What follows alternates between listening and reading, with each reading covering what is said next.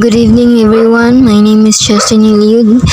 I will be reporting about the networks and the summary of our said reports. So let's start with the network, that is a collection of computers connected through a communication link to share hardware, data, and applications. So network also allow individual processors in each computer to work simultaneously on a single task. And complex rendering projects for animation sequences are frequently done with an array of network computer processors called a render farm. So computer networks are categorized as WAN or Wide Area Network or LAN, Local Area Network.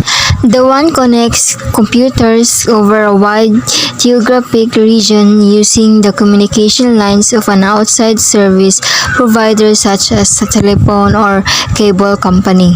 A developer can transfer digital files via email attachments or use file transfer protocols or FTP to add digital files to a remote network server. In both cases, the computer connects to the other system through the external communication link. So let's go to the internet. Internet is a special of WAN.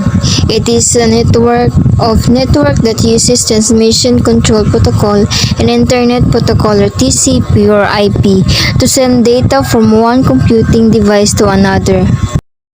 So in protocols or rules of transmitting data control the transfer and addressing of data between each host computer. 20 years later, the internet exploded with the possibilities when Tim Berners-Lee developed the HTTP or Hypertext Transfer Protocol, protocols for the World Wide Web or WWW. When it comes to hyperlinks that connect resources from one web page to another location, hyperlinks are defined with a Uniform Resource Locator or URL that identifies the path to an internet resource such as an image, web page, or video file. The efficiencies of the web or in each client or server model for distributing data. The server is the computer store and send data to a client computers. And while the client computers have software to open and process data files. And once data is downloaded from the server, applications on the client computers such as browsers and plugins display or play data content. Client computers process data locally, which is more efficient than processing it on a server computer shared by thousands of users. So let's hear about LAN. LAN is a series of computers connected within an organization.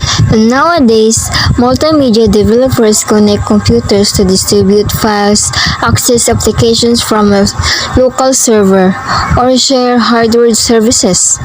Computers on LAN can be connected using twisted pair cable that resembles a phone line, although wireless connectivity is increasingly common. And Ethernet is a common set of protocols to control the flow of the data on a LAN. Ethernet defines how files are transferred, the speed of transfer, and the cables used to connect the computers. In here, a wireless network requires an access point or AP that broadcasts a radio signal within a cell area. The AP often contains a firewall to prevent unauthorized wireless network access. The AP is connected to a larger network system through a cable modem or router or a switch to control data flow on a network. Wi-Fi and Bluetooth are two popular wireless LAN standards. When it comes to the Wi-Fi or wireless fidelity, a distance, interference, and a number of users can adversely affect the transmission rate. Frequent upgrades to this standard introduce higher bandwidth and increase reliability of data transfer within the 2.4 GHz frequency range. And while Bluetooth is designed to transfer data between nearby computers and PDAs or to communicate with a nearby printer or other peripheral device. I will not discuss further more about these two popular wireless of LAN because we already know how this works. So network have increased the power of individual computers and expanded the efficiency of computer users.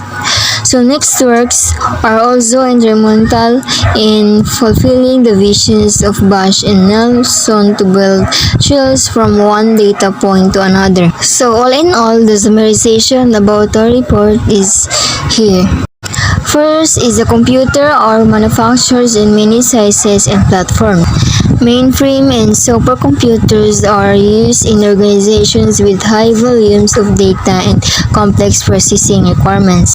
And personal computers use microprocessors to bring computing power to the desktop of both multimedia developers and end users. Multimedia developers must consider the development platforms that meet their project requirements as well as the delivery platform, the computer system available to potential users. The marvel of the digital computer is its scalability and adaptability.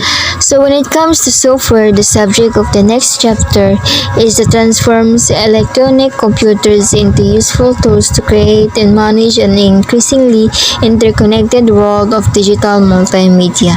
And that would be all. Thank you.